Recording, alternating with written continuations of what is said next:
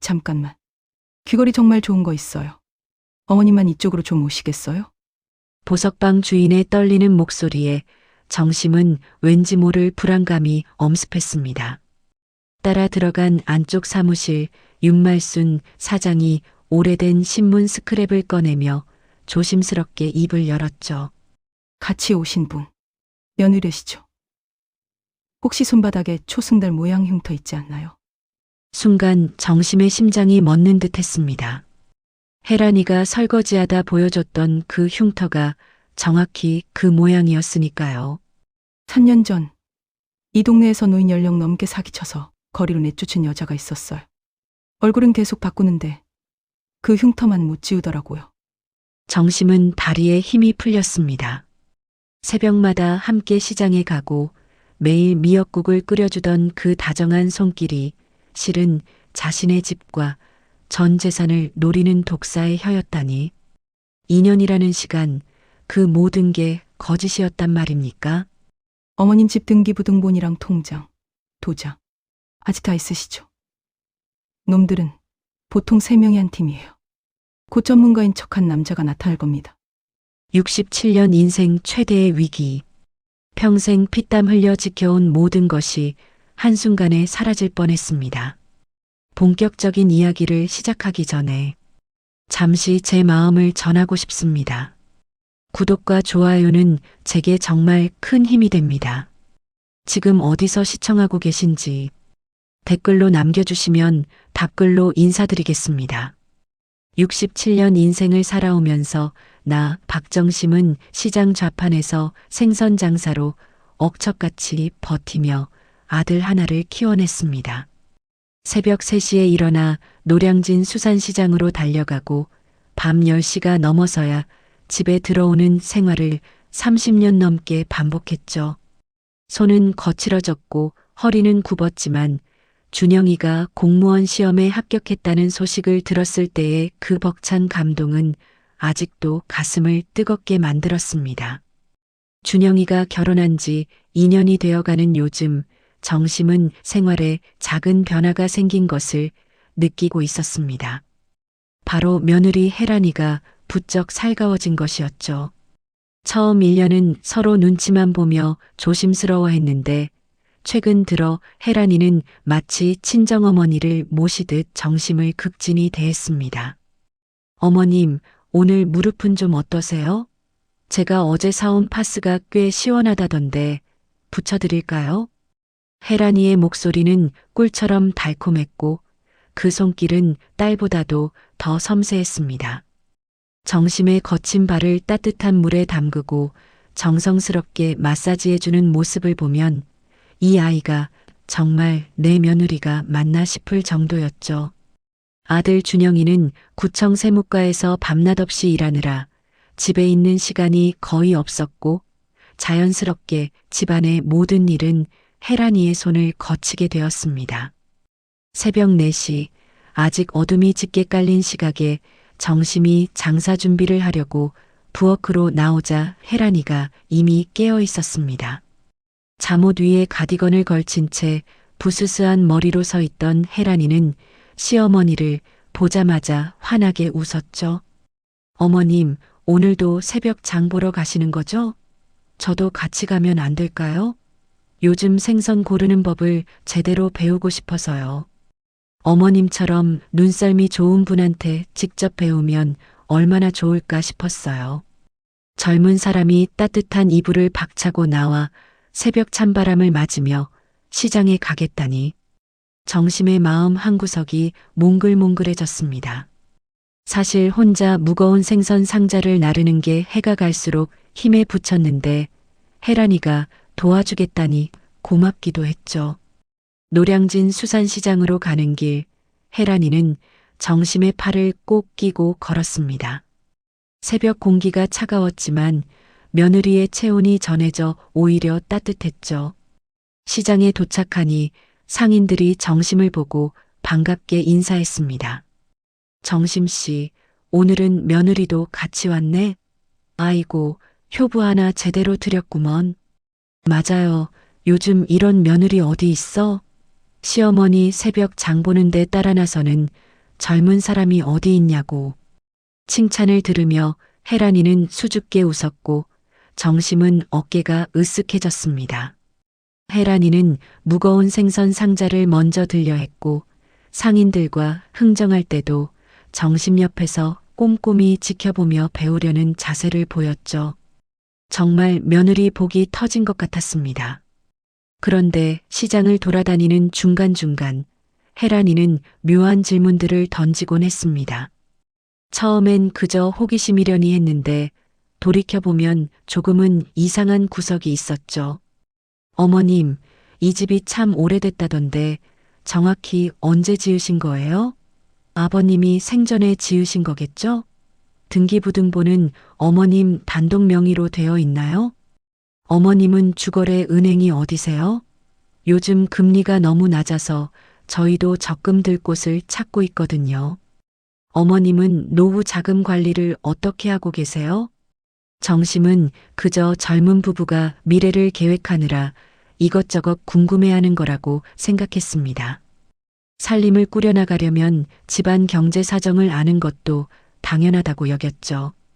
혜란이의 눈빛이 질문을 던질 때마다 날카롭게 번뜩이는 것도 단지 똑똑한 며느리라서 그런 거라고 넘겼습니다. 장을 보고 돌아오는 길에 동네 입구에서 양호봉 할아버지를 만났습니다. 70을 넘긴 이 동네 터줏대감이자 소문의 진원지였죠. 양호봉은 정심을 보자마자 다급하게 다가왔습니다. 정심 씨, 잠깐만. 내가 할 말이 있어서.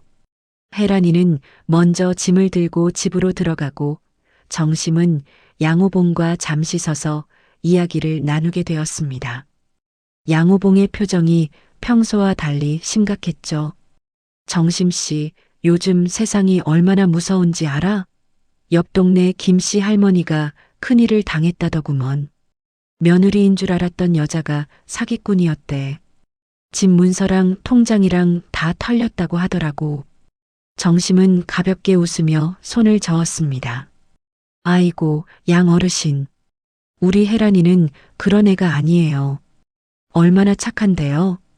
매일 아침 미역국 끓여주고 발 마사지까지 해주는 애를 어떻게 의심해요? 아니, 내가 혜란이를 직접 의심하는 건 아니지만 그저 조심하라는 거야.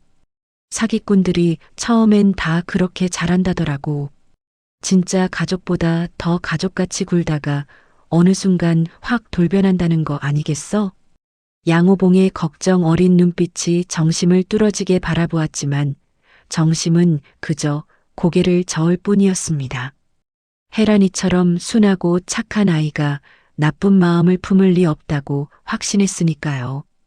집에 들어서니 혜란이는 벌써 생선을 손질하고 있었습니다. 칼을 다루는 솜씨가 제법이었죠. 싱크대 앞에 서서 콧노래를 부르며 일하는 뒷모습이 참 예뻐 보였습니다. 정심이 거실로 들어가자 혜란이가 뒤돌아보며 말했습니다. 어머님, 오늘 갈치가 정말 싱싱하네요. 저녁에 갈치조림 해드릴게요. 어머님이 좋아하시는 물을 듬뿍 넣어서요. 그 환한 미소를 보며 정심은 양호봉 할아버지의 경고 따위는 까맣게 잊어버렸습니다. 이렇게 살뜰한 며느리를 어떻게 의심할 수 있겠습니까? 그날 밤 정심이 깊은 잠에 빠져 있을 때였습니다.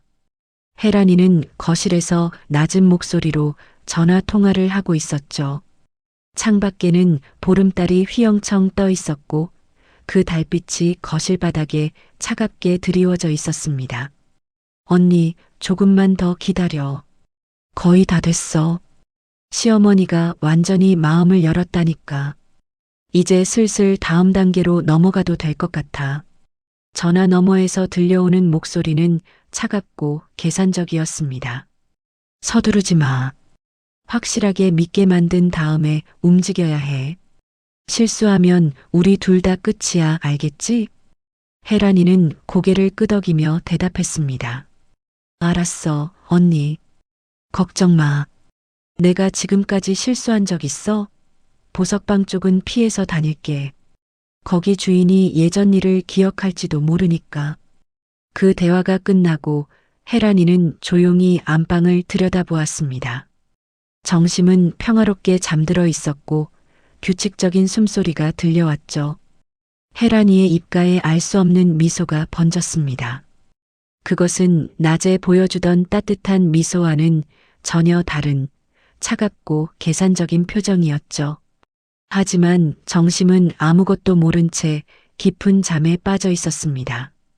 착한 며느리에 대한 믿음은 그만큼 단단했고 의심의 여지조차 주지 않았으니까요. 겉으로는 평온해 보이는 이 집안에 보이지 않는 균열이 서서히 번지고 있다는 사실을 정심은 아직 깨닫지 못하고 있었습니다. 일주일이 지난 어느 화창한 오전이었습니다. 정심이 거실에서 TV를 보고 있는데 혜란이가 부엌에서 과일을 깎아들고 나왔죠. 접시에는 토끼 모양으로 깎은 사과가 가지런히 놓여 있었고 이쑤시개까지 꽂아둔 정성이 눈에 띄었습니다. 어머님, 요즘 날씨가 너무 좋아서 밖에 나가고 싶지 않으세요? 옆 동네에 시장이 새로 정비됐다는데 구경 가실래요? 거기 물건도 싸고 좋다고 소문이 자자하대요.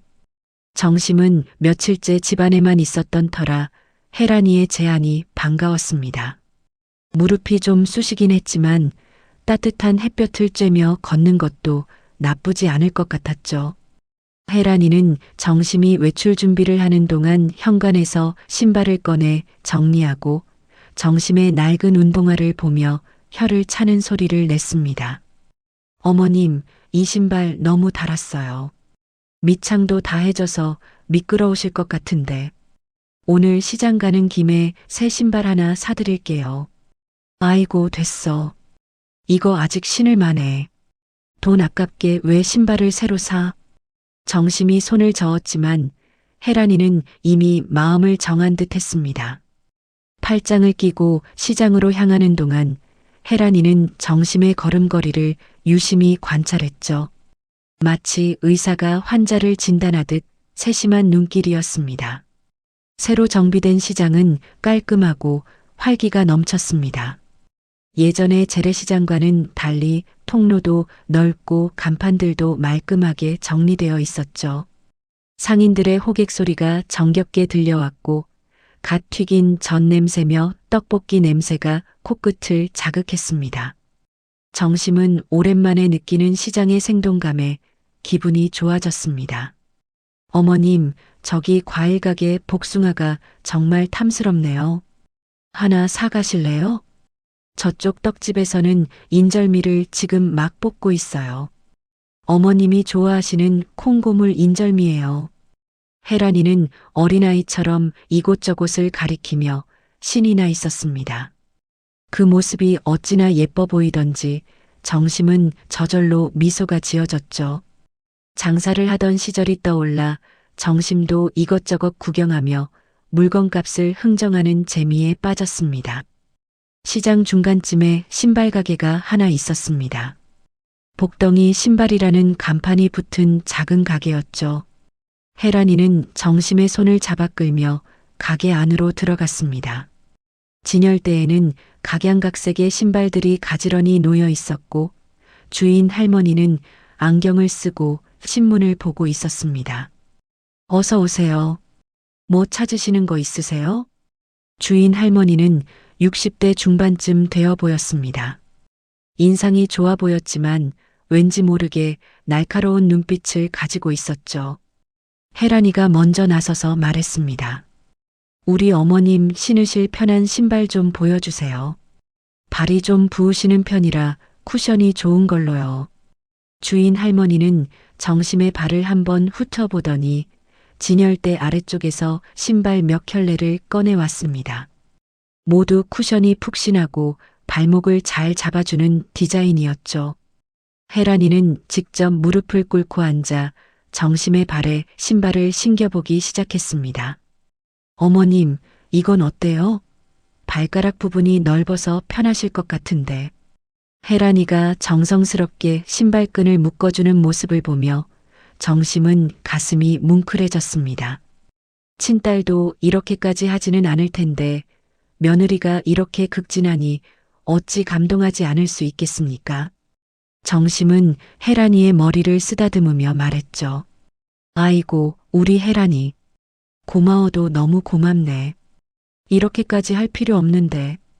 어머님이 편하게 다니시는 게 제일 중요하죠. 이 신발이 제일 잘 맞는 것 같아요. 색깔도 어머님한테 잘 어울리고요. 신발값을 계산하면서 주인 할머니가 문득 한마디를 던졌습니다. 무심한 듯 하면서도 의미심장한 말투였죠. 며느리가 시어머니 신발을 사주네. 좋기도 하지만 옛날 어른들 말씀에 신발 사주면 떠난다고 하던데 미신이긴 하지만 말이야. 순간 가게 안에 묘한 정적이 흘렀습니다.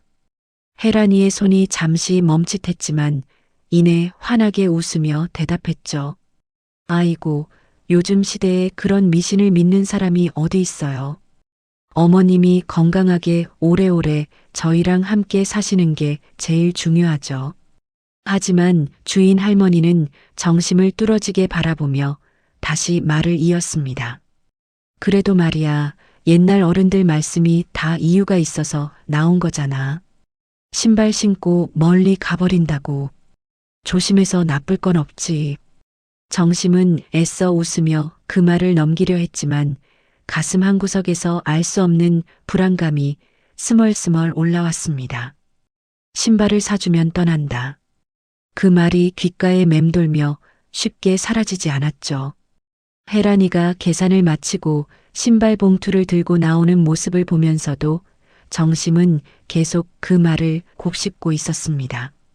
시장을 나와 집으로 돌아가는 길 혜란이는 평소보다 더 다정하게 정심을 부축했습니다. 새 신발이 발에 잘 맞는지 계속 물어보고 불편한 곳은 없는지 세심하게 살폈죠. 그런 혜란이를 보며 정심은 스스로를 다그쳤습니다. 이렇게 착한 아이를 괜한 미신 때문에 의심하다니 정말 어리석은 생각이라고. 어머님, 신발 정말 잘 어울리세요. 걸음걸이도 훨씬 편해 보이고요.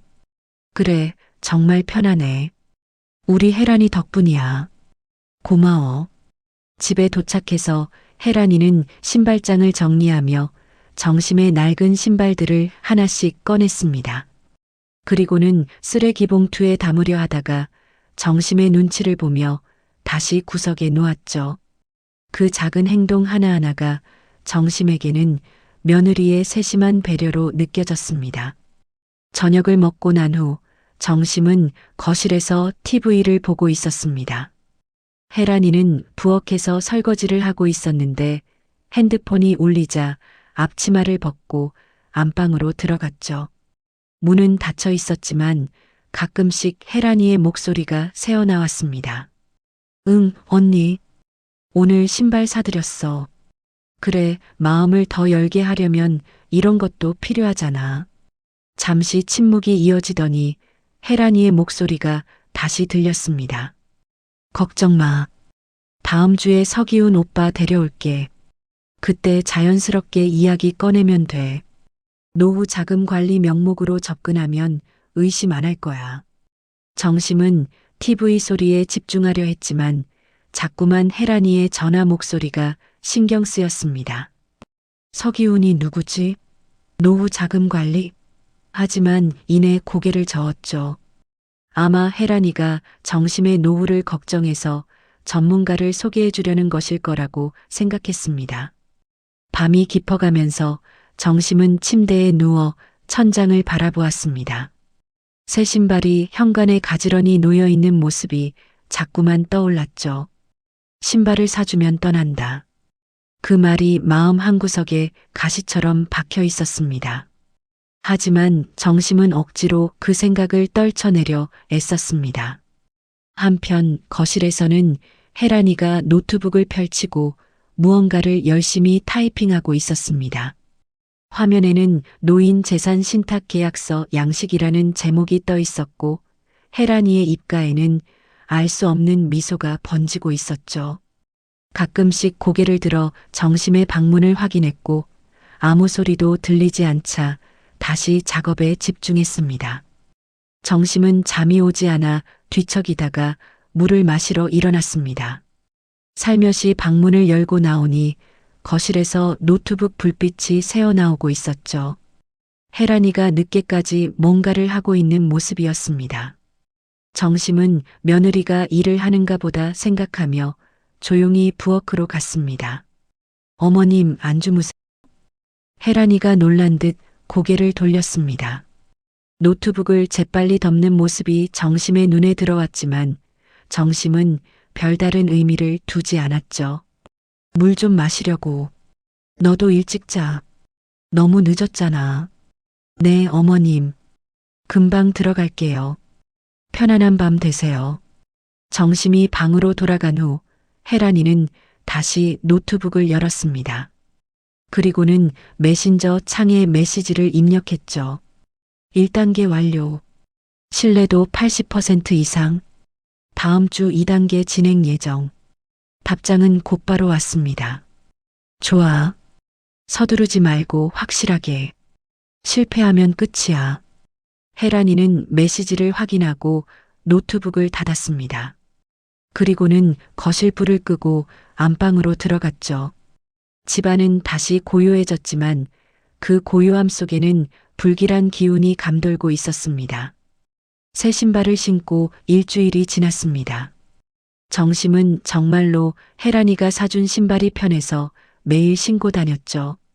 발목을 잘 잡아주는 디자인 덕분에 걸을 때마다 한결 가뿐했고 무릎 통증도 조금씩 나아지는 것 같았습니다. 혜란이는 그런 시어머니를 보며 흐뭇한 미소를 지었고 정심은 그 미소에서 진정한 효심을 느꼈습니다. 오늘도 혜란이와 함께 시장에 나온 정심은 문득 며느리에게 뭔가 선물을 해주고 싶다는 생각이 들었습니다. 그동안 받기만 했으니 이제는 자신도 뭔가 보답을 해야 하지 않겠냐는 마음이었죠. 마침 장을 다 보고 집으로 돌아가는 길에 오래된 보석방이 눈에 들어왔습니다. 은빛 보석방이라는 간판이 세월의 흔적을 고스란히 담고 있었습니다. 유리창 너머로 보이는 진열대에는 반지며 목걸이, 귀걸이들이 반짝이고 있었죠. 정심은 젊은 시절 남편이 사준 작은 금반지를 떠올렸습니다. 그때의 설렘과 기쁨이 아직도 가슴 한편에 남아 있었죠. 혜란아, 잠깐 여기 들어가 보자. 내가 그동안 고생이 많았는데 뭐라도 하나 사주고 싶어서. 정심이 보석방 쪽으로 발걸음을 옮기자 혜란이의 표정이 순간 굳어졌습니다. 평소의 밝은 미소는 온데간데 없고 당황한 기색이 역력했죠. 혜란이는 급히 정심의 팔을 잡으며 말했습니다. 어머님, 저는 정말 괜찮아요. 이런 거 필요 없어요. 그리고 오늘은 좀 피곤해서 빨리 집에 가고 싶어요. 아니야, 금방이야. 구경만 해도 좋잖아. 젊은 여자가 반짝이는 거 싫어하는 사람이 어디 있어? 정심이 웃으며 보석방 문을 밀고 들어가려 하자 혜란이는 더욱 다급해졌습니다. 마치 그 안에 들어가면 안 되는 이유라도 있는 것처럼 불안해 보였죠. 하지만 정심은 그런 혜란이의 모습을 단순한 부담감 때문이라고 생각했습니다. 문을 열고 들어서니 오래된 나무 냄새와 함께 은은한 향이 코끝을 자극했습니다. 보석방 안은 생각보다 아늑했고 벽면을 따라 늘어선 진열장에는 각종 보석들이 조명을 받아 영롱하게 빛나고 있었죠. 정심은 감탄사를 내뱉으며 이것저것 구경하기 시작했습니다. 보석방 주인은 60대 중반의 여성이었습니다. 윤말순이라는 이름표를 달고 있었고 단정한 차림새에 날카로운 눈매를 가진 사람이었죠. 그녀는 정심이 들어오자 반갑게 인사를 건넸습니다. 어서 오세요. 뭐 찾으시는 게 있으신가요?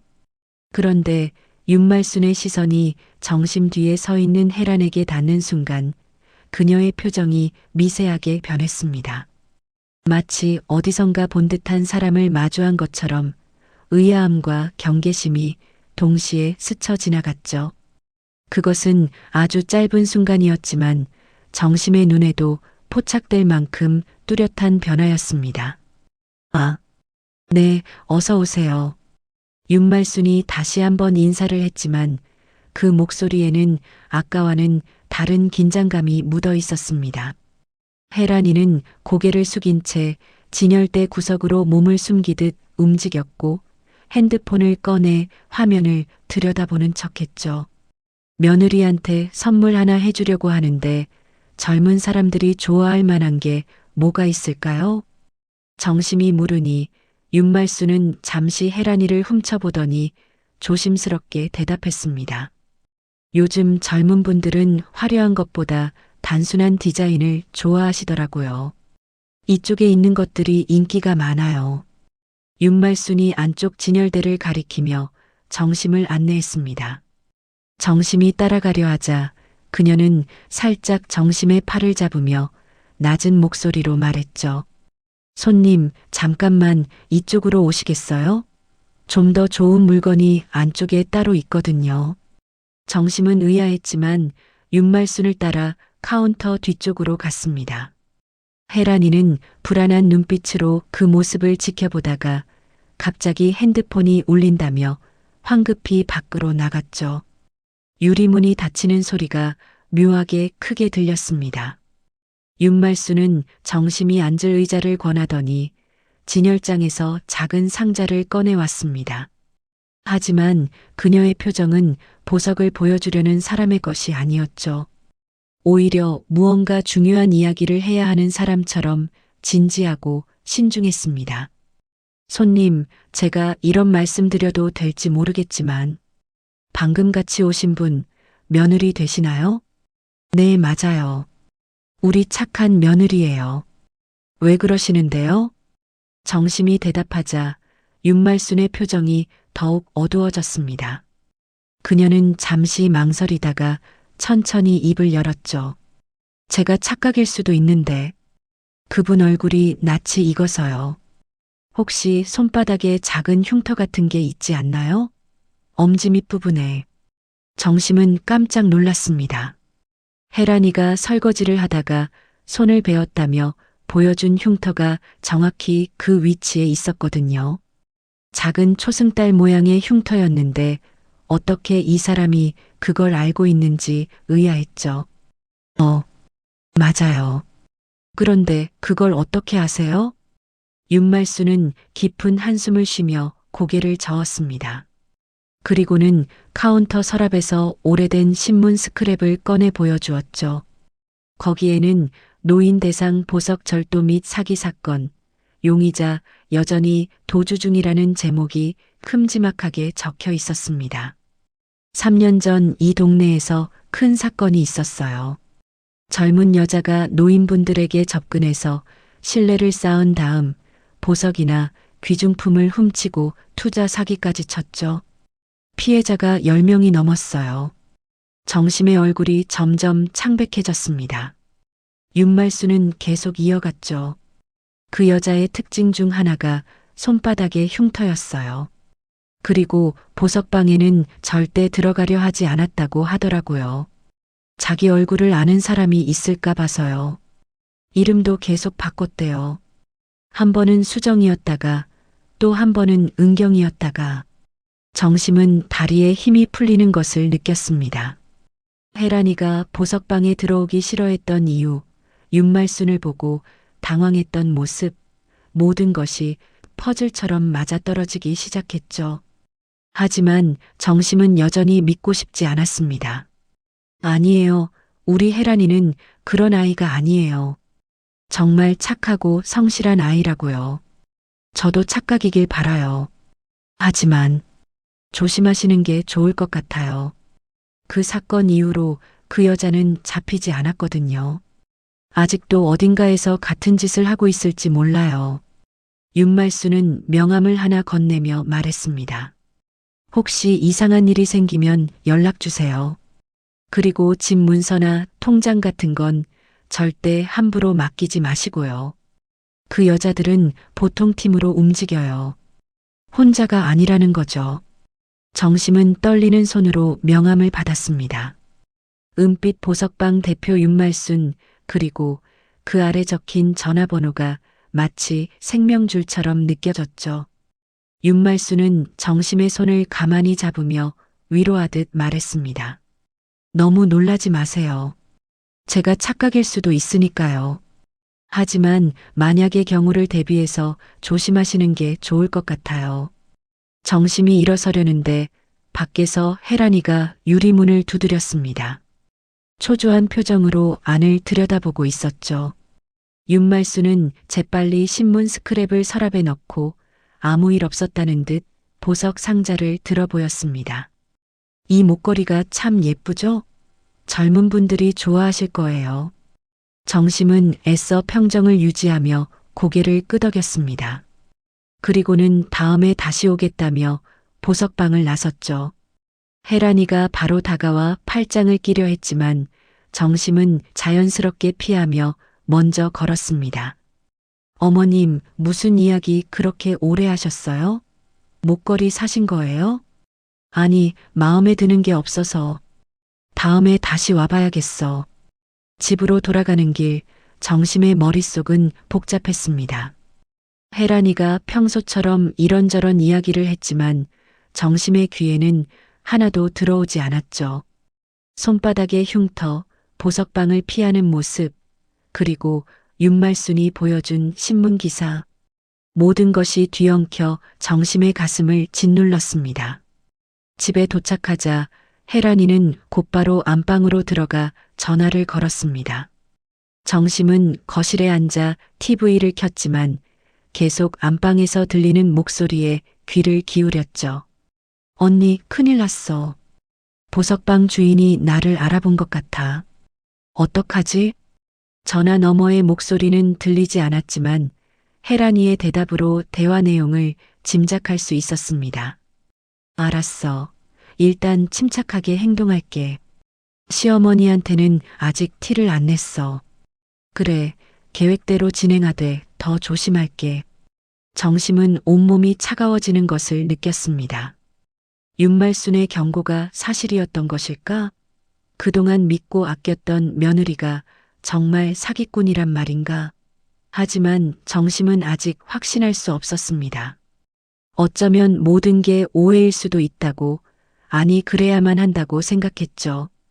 그날 밤 정심은 한숨도 자지 못했습니다. 천장을 바라보며 지난 몇 달간의 일들을 하나하나 되짚어 보았죠. 혜란이가 집 구조를 물어봤던 것, 통장이 어느 은행에 있는지 궁금해했던 것, 그리고 최근 들어 부쩍 살가워진 행도들. 모든 것이 새로운 의미로 다가왔습니다. 정심은 조용히 일어나 서랍장으로 갔습니다. 그 안에는 집 등기부등본과 통장, 도장이 들어 있었죠. 아직은 다 제자리에 있었지만 언제까지 안전할지 알 수 없었습니다. 정심은 그것들을 꺼내 다른 곳에 숨기기로 했죠. 옷장 깊숙한 곳, 오래된 이불 사이에 중요한 서류들을 숨기며 정심은 눈물이 났습니다. 며느리를 의심해야 하는 이 상황이 너무나 서글펐죠. 하지만 윤말순의 경고를 무시할 수는 없었습니다. 만약 정말로 혜란이가 사기꾼이라면 정심이 평생 모은 재산을 지켜야 했으니까요. 보석방에서 나온 정심은 혜란이와 함께 집으로 향했지만 마음은 이미 천갈래 만갈래로 찢어지고 있었습니다. 혜란이는 평소처럼 정심의 팔을 끼려 했지만 정심은 무릎이 아프다는 핑계로 조금 거리를 두고 걸었죠. 그런 시어머니를 보며 혜란이는 불안한 눈빛을 감추지 못했습니다. 집에 도착하자마자 혜란이의 핸드폰이 울렸습니다. 화면을 확인한 혜란이의 얼굴이 순간 굳어졌죠. 언니라고 저장된 이름이 화면에 떴다가 사라졌습니다. 혜란이는 황급히 전화를 받으며 현관으로 나갔고 문을 닫는 소리가 평소보다 크게 들렸습니다. 정심은 거실 창문 너머로 혜란이를 지켜보았습니다. 혜란이는 아파트 복도 끝까지 걸어가 주변을 살피며 통화를 하고 있었죠. 손짓을 하며 뭔가 열심히 설명하는 모습이었는데 표정이 매우 심각해 보였습니다. 가끔씩 정심이 있는 집 쪽을 돌아보기도 했죠. 정심은 마음을 가다듬고 윤말순이 준 명함을 다시 꺼내 보았습니다. 전화번호를 휴대폰에 저장하려다가 혹시 혜란이가 볼까봐 수첩에 따로 적어두었죠. 그리고는 서랍 깊숙한 곳에 있던 오래된 사진첩 사이에 명함을 숨겼습니다. 만약의 사태에 대비해야 한다는 생각이 들었거든요. 잠시 후 혜란이가 들어왔습니다. 평소의 밝은 표정을 억지로 만들어내려 애쓰는 것이 역력했죠. 정심은 모르는 척 TV를 보고 있었지만 곁눈질로 혜란이의 일거수일투족을 살폈습니다.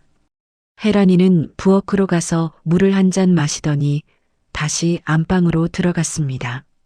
안방에서는 또다시 낮은 목소리로 통화하는 소리가 들렸습니다. 정심은 TV 볼륨을 줄이고 귀를 기울였죠. 완전히 듣기는 어려웠지만 간간이 들리는 단어들이 정심의 의심을 더욱 깊게 만들었습니다. 보석방? 알아본 것 같아. 빨리. 서기훈. 정심은 심장이 쿵쿵 뛰는 것을 느꼈습니다. 서기훈이라는 이름을 또 들었죠. 도대체 그 사람은 누구이고 혜란이와 무슨 관계인 걸까요? 그리고 언니라고 부르는 사람은 또 누구인지 모든 것이 의문투성이었습니다. 저녁 준비 시간이 되자 혜란이는 평소처럼 부엌에서 요리를 시작했습니다. 칼질 소리와 함께 냄비에서 나는 구수한 냄새가 집안을 가득 채웠죠. 정심은 식탁에 앉아 혜란이를 지켜보았습니다. 등을 보이고 요리하는 며느리의 모습이 왠지 낯설게 느껴졌죠. 어머님, 오늘은 된장찌개랑 계란말이 해드릴게요. 어머님이 좋아하시는 거잖아요. 혜란이가 뒤돌아보며 웃었지만 그 웃음이 예전 같지 않았습니다. 어딘가 불안하고 초조한 기색이 묻어났죠. 정심도 억지로 미소를 지으며 고개를 끄덕였습니다. 그래, 고맙네. 항상 수고가 많아. 저녁을 먹는 동안 둘 사이에는 어색한 침묵이 흘렀습니다. 평소라면 이런저런 이야기를 나누며 웃었을 텐데 오늘은 그럴 수가 없었죠. 혜란이는 계속 핸드폰을 확인했고 정심은 그런 혜란이를 의심의 눈초리로 바라보았습니다. 식사가 끝나고 혜란이가 설거지를 하는 동안 정심은 다시 한번 보석방에서 있었던 일을 떠올렸습니다. 윤말순의 진지한 표정, 신문 스크랩에 나온 사건 내용, 그리고 손바닥 흉터 이야기. 모든 것이 우연의 일치라고 하기에는 너무나 정확하게 맞아떨어졌죠. 그때 현관문이 열리는 소리가 들렸습니다. 아들 준영이가 퇴근해서 돌아온 것이었죠. 준영이는 피곤한 얼굴로 거실로 들어왔고 정심은 반가운 마음에 일어나 맞았습니다. 아이고, 우리 아들. 오늘도 고생했구나. 밥은 먹었니? 네, 엄마. 회사에서 먹고 왔어요. 엄마는 괜찮으세요? 얼굴이 좀 안 좋아 보이는데. 준영이의 걱정 어린 눈빛에 정심은 가슴이 먹먹해졌습니다. 이 착한 아들에게 아내가 사기꾼일지도 모른다는 의심을 어떻게 말할 수 있겠습니까? 정심은 애써 웃으며 고개를 저었죠. 아니야, 괜찮아. 그냥 조금 피곤해서 그래. 혜란이가 부엌에서 나와 준영이에게 다가갔습니다. 평소처럼 다정한 아내의 모습이었지만 정심의 눈에는 그것마저도 연기처럼 보였죠. 여보, 씻고 쉬어. 오늘 많이 힘들었죠? 준영이는 고개를 끄덕이며 안방으로 들어갔습니다. 혜란이도 뒤따라 들어가려다가 정심을 돌아보았죠. 그 눈빛에는 알 수 없는 감정이 서려 있었습니다. 경계심일까 아니면 죄책감일까? 밤이 깊어지자 정심은 방에 누워 천장을 바라보았습니다. 옆방에서는 준영이의 코 고는 소리가 평화롭게 들려왔지만 정심의 마음은 전혀 평화롭지 않았죠. 만약 혜란이가 정말 사기꾼이라면 준영이는 얼마나 충격을 받을까요? 그리고 정심 자신도 그 충격을 감당할 수 있을까요? 새벽 2시쯤 정심은 목이 말라 물을 마시러 일어났습니다. 살며시 방문을 열고 나오니 거실에 희미한 불빛이 보였죠. 혜란이가 또 노트북을 하고 있는 것이었습니다. 정심은 발소리를 죽이고 복도 그림자에 몸을 숨긴 채 혜란이를 지켜보았습니다.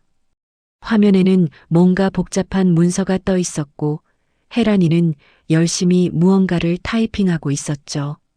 가끔씩 핸드폰을 확인하며 메시지를 보내기도 했습니다.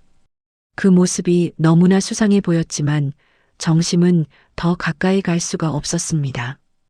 그때 혜란이의 핸드폰이 진동했고 혜란이는 재빨리 전화를 받았습니다. 새벽 시간임에도 불구하고 누군가와 통화를 하는 것이었죠. 네, 언니. 이번 주 금요일이요? 알겠어요. 서기훈 오빠도 같이 오는 거죠? 네, 그때 확실하게 마무리하죠. 정심은 온몸에 소름이 돋았습니다.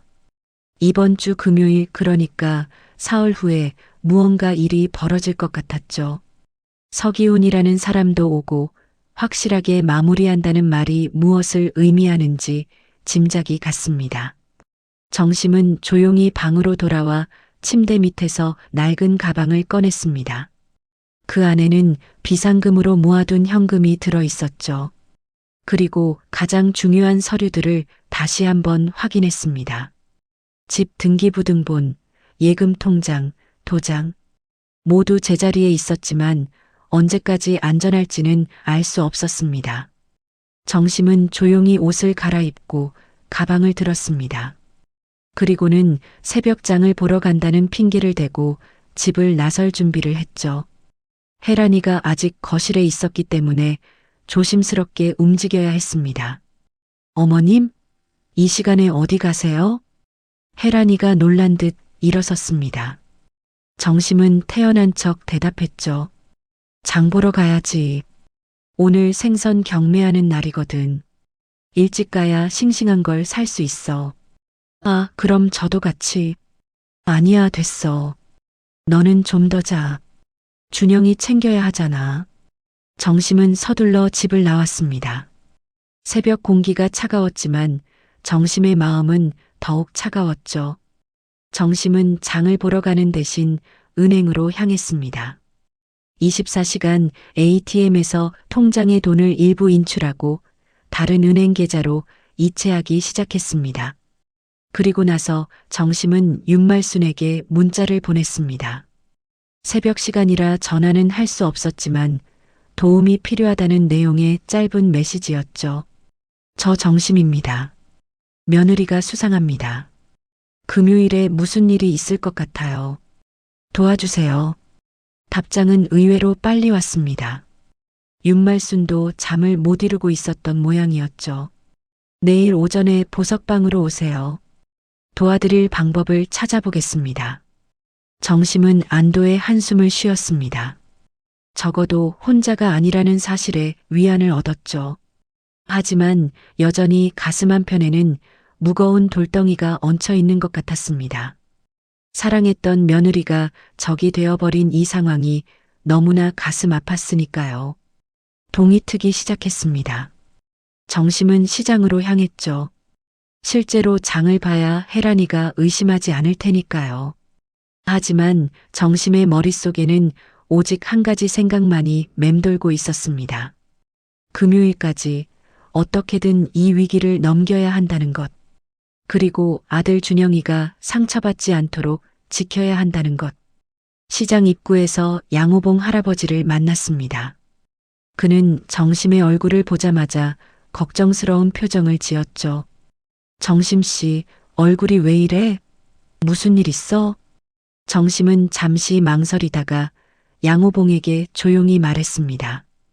양 어르신, 며느리 일로 좀 걱정이 있어서요. 혹시 예전에 말씀하신 그 사기 사건 좀 더 자세히 아시는 거 있으세요? 양호봉의 표정이 심각해졌습니다.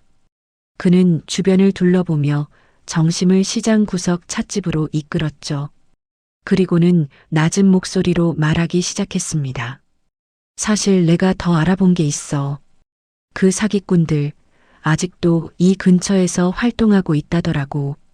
팀으로 움직이는데 보통 3명이 한 조가 되어 움직인대. 젊은 여자가 먼저 접근하고 나중에 전문가인 척하는 남자가 나타나고 마지막에 믿음직스러운 중년 여성이 등장해서 마무리를 한다는구먼. 정심은 그 말을 들으며 온몸이 얼어붙는 것을 느꼈습니다. 혜란, 서기훈, 그리고 언니라고 부르는 여자. 정확히 3명이었죠. 다음 날 아침 정심은 평소보다 일찍 일어나 아침 준비를 했습니다. 혜란이가 깨기 전에 집을 나서야 했죠. 식탁에 시장에 다녀올게라는 짧은 메모를 남기고 정심은 조용히 현관문을 나섰습니다. 그런데 문을 닫는 순간 안방에서 혜란이가 창문 너머로 정심을 지켜보고 있다는 느낌이 들었습니다.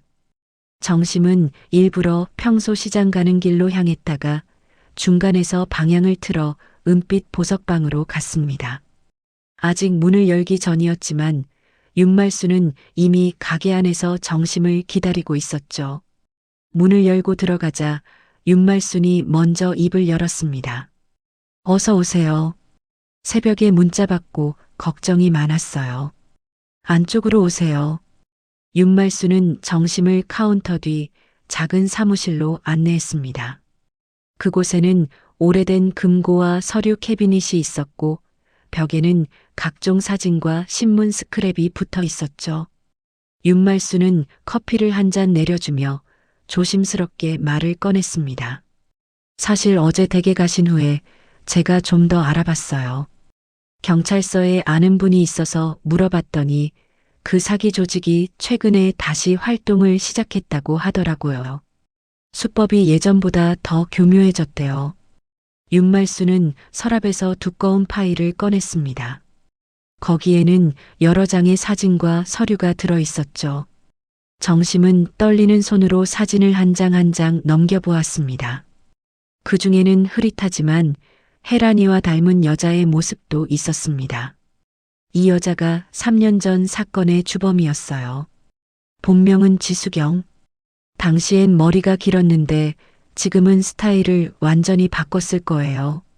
하지만 그 손바닥 흉터는 못 지우죠. 어렸을 때 사고로 생긴 거라고 들었어요. 정심은 사진을 보며 가슴이 쿵쿵 뛰는 것을 느꼈습니다.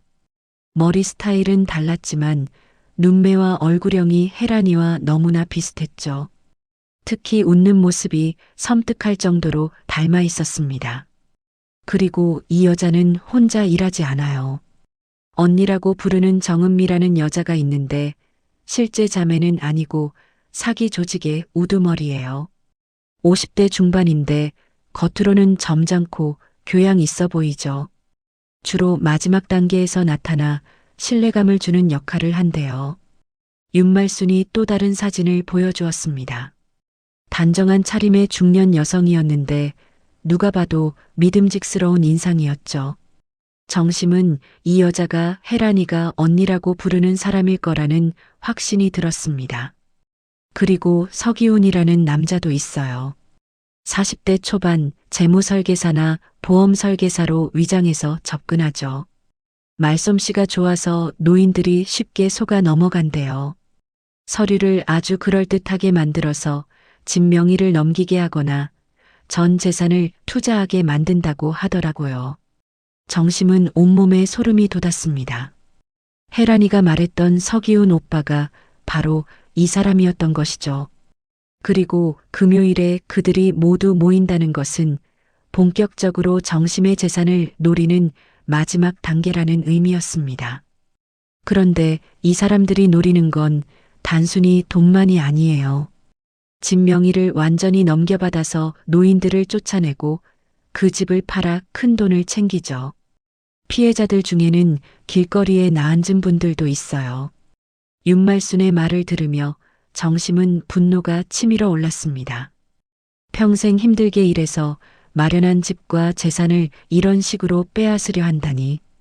더구나 아들을 속이고 며느리 행세를 하면서 말이죠. 그럼 어떻게 해야 하죠? 경찰에 신고해야 할까요? 정심이 물으니 윤말순이 고개를 저었습니다. 아직은 증거가 부족해요. 그 사람들은 아주 영리해서 꼬리를 잘 안 잡히거든요. 일단 금요일에 무슨 일이 벌어지는지 확인해야 해요. 그때 결정적인 증거를 잡을 수 있을 거예요. 윤말수는 작은 녹음기를 꺼내 정심에게 건넸습니다. 이걸 가지고 계세요. 금요일에 그들이 오면 대화를 녹음하세요. 그리고 절대 서류에 도장을 찍거나 서명하지 마세요. 시간을 끌면서 저한테 연락을 주세요. 제가 미리 경찰과 이야기해 놓을게요. 정심은 녹음기를 받아 손가방 깊숙이 넣었습니다. 작은 기계였지만 마치 천근만근처럼 무겁게 느껴졌죠. 윤말수는 정심의 손을 꼭 잡으며 용기를 북돋아 주었습니다. 너무 걱정하지 마세요. 우리가 도와드릴게요.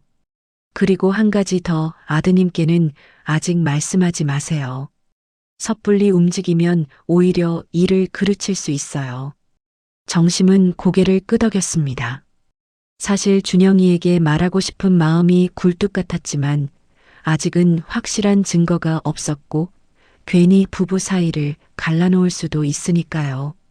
보석방을 나온 정심은 시장으로 향했습니다. 실제로 장을 봐야 혜란이가 의심하지 않을 테니까요.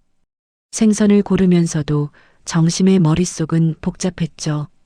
금요일까지 이틀 남았습니다. 그동안 평소처럼 행동해야 했고 혜란이가 눈치채지 못하게 해야 했습니다. 집으로 돌아오니 혜란이가 현관에서 기다리고 있었습니다. 평소와 달리 뭔가 초조해 보였죠. 어머님, 늦으셨네요. 걱정했어요. 요즘 시장에 소매치기가 많다던데. 아니야, 괜찮아. 그냥 아는 사람 만나서 차 한 잔 마시고 왔어. 혜란이는 정심의 얼굴을 유심히 살피더니 장바구니를 받아들었습니다. 부엌으로 가면서도 계속 정심을 흘끔거렸죠. 뭔가 눈치를 챈 것일까요? 점심을 먹은 후 혜란이가 조심스럽게 말을 꺼냈습니다. 어머님, 제가 금요일에 아는 분을 모시고 올 건데요. 노후 자금 관리 전문가세요. 어머님의 재산을 더 안전하고 효율적으로 관리할 수 있는 방법을 알려드릴 거예요. 정심은 가슴이 철렁했지만 태연한 척 대답했습니다. 그래, 그런 사람이 있어? 고맙네. 네, 정말 믿을 만한 분이에요. 많은 어르신들이 그분 덕분에 노후가 편안해지셨대요. 어머님도 꼭 만나보셨으면 좋겠어요. 혜란이의 눈빛이 반짝였습니다. 마치 큰 물고기를 낚기 직전의 낚시꾼 같은 표정이었죠. 정심은 속으로 냉소를 지었지만 겉으로는 고마워하는 표정을 지었습니다. 그날 밤 정심은 중요한 서류들을 다시 한번 점검했습니다. 집 등기부등본은 이미 다른 곳에 숨겨두었고 통장과 도장도 각각 다른 장소에 보관했죠. 그리고 비상금도 여러 곳에 나누어 숨겼습니다. 만약의 사태에 대비한 것이었습니다. 새벽녘에 정심은 또다시 혜란이의 전화 소리를 들었습니다. 이번에는 더 자세히 들으려고 방문을 살짝 열어두었죠. 언니, 다 준비됐어요. 시어머니가 완전히 믿고 있어요. 금요일에 서기훈 오빠가 서류 다 가져오는 거죠? 신탁 계약서랑 위임장이랑. 네, 알겠어요. 잠시 침묵이 이어지더니 혜란이의 목소리가 다시 들렸습니다. 한 가지 걱정되는 게 시어머니가 요즘 좀 이상해요. 뭔가 눈치를 챈 것 같기도 하고. 아니에요. 제 기분 탓이겠죠. 그래도 조심해야 할 것 같아요. 정심은 숨을 죽이고 있었습니다. 혜란이도 뭔가 이상함을 느끼고 있는 것이었죠. 더욱 조심해야 했습니다. 정심은 조용히 문을 닫고 다시 침대로 돌아갔습니다. 목요일이 되었습니다. 금요일이 하루 앞으로 다가왔죠. 정심은 오전에 양호봉 할아버지를 찾아갔습니다. 그리고 조심스럽게 부탁을 했죠. 양 어르신, 내일 오후에 혹시 우리 집 근처에 계실 수 있으세요? 뭔가 일이 생기면 도움이 필요할 것 같아서요. 양호봉은 진지한 표정으로 고개를 끄덕였습니다. 알겠어, 정심씨. 내가 동네 노인정에 있는 사람들한테도 이야기해 둘게. 혹시 모르니까 대비는 해두는 게 좋지. 오후에는 윤말순에게서 전화가 왔습니다. 정심씨, 내일 준비는 다 되셨죠? 경찰에도 이야기해 두었어요. 증거만 확실하면 바로 출동할 수 있도록 대기시켜 놓았으니 안심하세요. 정심은 감사의 인사를 전했습니다. 적어도 혼자가 아니라는 사실이 큰 위안이 되었죠. 저녁이 되자 혜란이는 유난히 친절했습니다. 정심이 좋아하는 음식을 잔뜩 해놓고 과일도 예쁘게 깎아내왔죠. 마치 마지막 만찬을 대접하는 것 같았습니다. 정심은 그런 혜란이를 보며 씁쓸한 마음이 들었습니다. 이 아이도 나름대로는 미안한 마음이 있는 것일까요? 어머님, 내일 오시는 분들한테 대접할 거 좀 준비해야 할 것 같은데 뭐가 좋을까요? 그냥 차나 한 잔 내면 되지. 뭘 그렇게 준비해. 아니에요. 중요한 분들이니까 제대로 대접해야죠. 어머님의 미래가 달린 일이잖아요. 혜란이의 말에 정심은 속으로 비웃었습니다. 그래, 내 미래가 달린 일이지. 하지만 내가 생각하는 것과는 정반대의 미래겠지만 금요일 아침이 밝았습니다. 정심은 거의 한숨도 자지 못한 채 새벽을 맞았죠. 창밖으로 보이는 하늘은 맑았지만 정심의 마음은 먹구름이 가득했습니다. 오늘이 바로 그날 혜란이와 그녀의 공범들이 본격적으로 움직이는 날이었습니다. 정심은 조용히 일어나 화장실로 갔습니다. 거울에 비친 자신의 얼굴이 하룻밤 사이에 10년은 늙은 것 같았죠. 눈 밑에는 다크서클이 짙게 내려앉았고 주름도 더 깊어진 것 같았습니다. 하지만 눈빛만은 단호했습니다. 오늘 무슨 일이 있어도 재산을 지켜야 한다는 결의가 가득했죠. 세수를 마치고 나오니 혜란이가 이미 부엌에서 아침 준비를 하고 있었습니다. 평소보다 일찍 일어난 것이었죠. 콧노래까지 부르며 분주하게 움직이는 모습이 마치 소풍 가는 아이 같았습니다. 어머님, 일어나셨어요? 오늘은 특별히 전복죽을 끓였어요. 몸보신 하셔야 하니까요. 혜란이의 얼굴에는 기대감이 가득했습니다. 오늘이야말로 오랫동안 준비한 계획을 실행하는 날이니까요. 정심은 속으로는 역겨웠지만 겉으로는 고마워하는 표정을 지었습니다. 그래, 수고했네.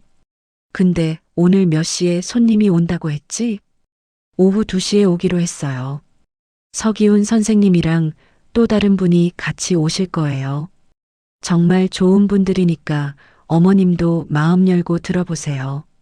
정심은 고개를 끄덕이며 전복죽을 먹기 시작했습니다. 맛은 있었지만 목구멍으로 넘어가지 않았죠. 마치 모래를 씹는 것 같았습니다. 혜란이는 그런 시어머니를 유심히 관찰하며 미소를 지었습니다. 아침을 먹은 후 정심은 방으로 돌아가 옷장을 열었습니다. 가장 안쪽에 숨겨둔 작은 상자를 꺼내 녹음기를 확인했죠. 배터리도 충분했고 작동도 잘 되었습니다. 정심은 녹음기를 주머니 깊숙이 넣고 그 위에 손수건을 덮어두었습니다. 그리고 윤말순에게 문자를 보냈습니다. 오늘 오후 2시입니다. 준비되셨죠? 답장은 곧 왔습니다. 네, 걱정 마세요. 모든 준비가 끝났습니다. 신호만 주세요. 정심은 조금 안심이 되었습니다. 그리고 양호봉에게도 문자를 보냈죠. 양 어르신, 오후 2시쯤 우리 집 근처에 계셔주세요. 알았어요. 노인정 사람들이랑 같이 있을게. 오전 시간이 지나고 점심때가 되자 혜란이는 더욱 분주해졌습니다.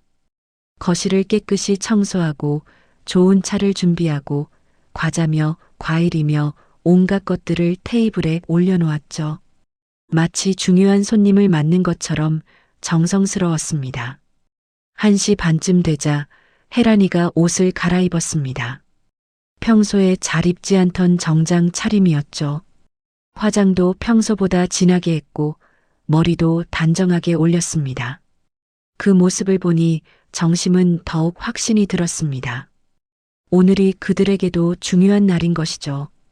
어머님도 좀 단정하게 입으시는 게 어때요? 중요한 분들이 오시니까요. 나는 이대로가 편해. 집에서 만나는데 뭘 그렇게 차려입어? 정심이 대답하자 혜란이는 조금 실망한 표정을 지었지만 더 이상 강요하지는 않았습니다. 2시 정각 초인종이 울렸습니다. 혜란이가 거의 뛰다시피 현관으로 나갔고 정심은 거실 소파에 앉아 기다렸죠. 잠시 후 혜란이가 2사람을 데리고 들어왔습니다. 먼저 들어온 남자는 40대 초반으로 보였습니다. 깔끔한 정장 차림에 서류 가방을 들고 있었죠.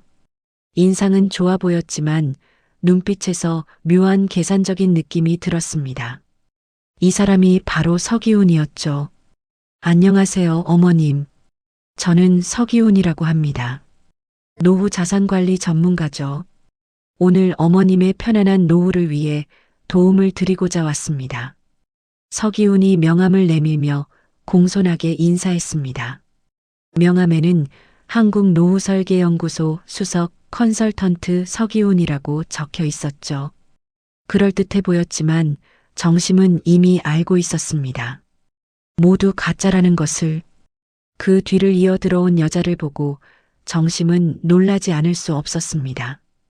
50대 중반의 품이 있는 여성이었는데 누가 봐도 신뢰가 가는 인상이었죠. 단정한 투피스 정장에 진주 목걸이를 하고 은은한 향수 냄새까지 풍겼습니다.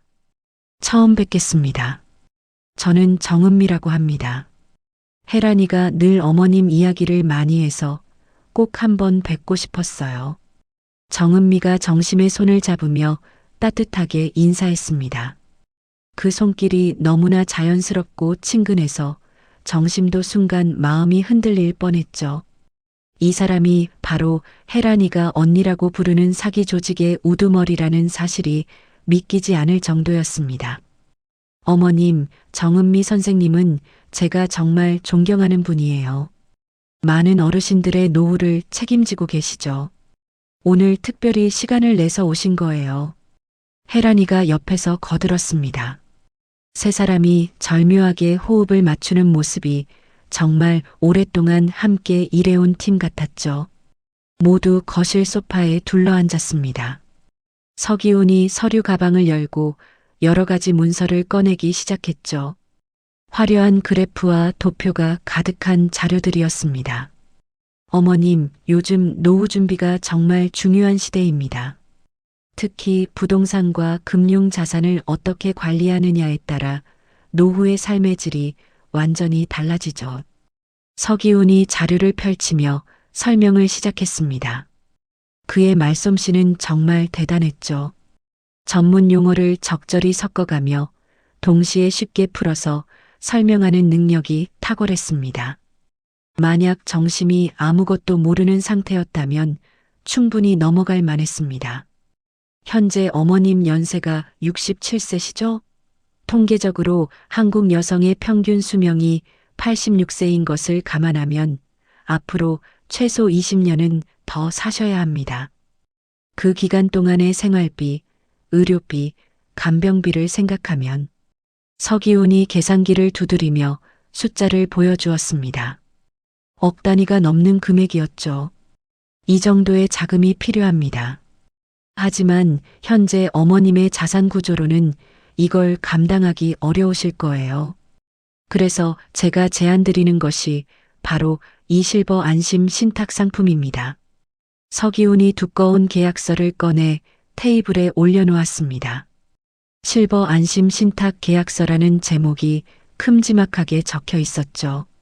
정은미가 부드럽게 거들었습니다. 어머님, 이건 정부에서도 권장하는 아주 안전한 제도예요. 어머님의 재산을 신탁기관에 맡기시면 매달 일정 금액을 생활비로 받으시면서도 재산은 안전하게 보호받을 수 있죠. 많은 어르신들이 이미 이용하고 계세요. 정심은 속으로 냉소했습니다. 정부에서 권장한다니 거짓말도 그럴듯하게 하는군요. 하지만 겉으로는 관심 있는 표정을 지으며 물었죠. 그래서 이 신탁이라는 게 정확히 뭔가요? 서기훈이 신이 나서 설명을 이어갔습니다. 간단히 말씀드리면 어머님의 집과 예금을 저희 신탁기관에 명예 이전을 하시는 겁니다. 그러면 저희가 전문적으로 관리해서 수익을 창출하고 그 수익금을 어머님께 매달 연금처럼 지급해 드리는 거죠. 명예 이전을 한다고요? 정심이 놀란 척 물었습니다. 혜란이가 재빨리 끼어들었죠. 어머님, 걱정하지 마세요. 형식적인 절차일 뿐이에요. 실제로는 어머님이 계속 이 집에 사시는 거고 모든 권리는 어머님께 있어요. 단지 관리만 전문가들이 해주는 거죠. 정은미도 거들었습니다. 맞아요. 저희 고객 중에 80대 할머님이 계신데 이 신탁 덕분에 정말 편안하게 지내고 계세요. 자녀들한테 부담 주지 않고도 품위 있는 노후를 보내실 수 있어요. 세 사람이 번갈아 가며 정심을 설득했습니다. 그들의 연기는 정말 완벽했죠. 만약 미리 알지 못했다면 정심도 속아 넘어갔을지 모릅니다. 정심은 일부러 시간을 끌기 위해 질문을 했습니다. 그런데 이 신탁 기관이라는 곳은 어디에 있나요? 제가 한번 가봐야 할 것 같은데. 순간 세 사람의 표정이 미세하게 굳어졌습니다. 하지만 서기훈이 재빨리 대답했죠. 아, 저희 사무실은 강남에 있습니다. 하지만 어머님처럼 거동이 불편하신 분들을 위해 저희가 직접 방문해서 모든 절차를 처리해드리고 있어요. 오늘 여기서 계약만 하시면 모든 게 끝납니다. 정심은 주머니 속 녹음기의 녹음 버튼을 살짝 눌렀습니다. 이제부터가 중요한 순간이었죠. 그들이 어떻게 자신을 속이려 하는지 모든 것을 녹음해야 했습니다. 서기훈이 계약서를 한 장 한 장 넘기며 설명을 이어갔습니다. 그의 손가락이 가리키는 곳마다 양도, 이전, 위임 같은 단어들이 빼곡히 적혀 있었죠.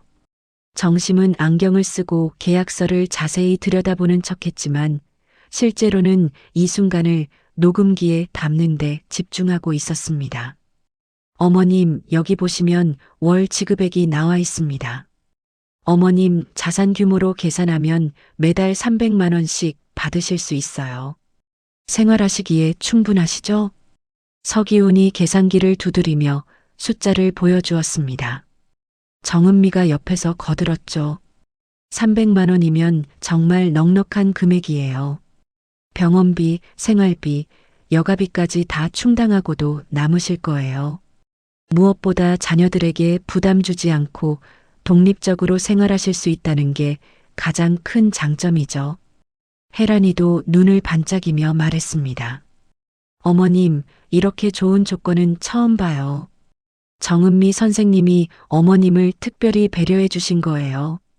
보통은 이렇게 많이 안 나온대요. 정심은 속으로 한숨을 쉬었습니다. 세 사람이 완벽한 팀워크를 보여주고 있었죠.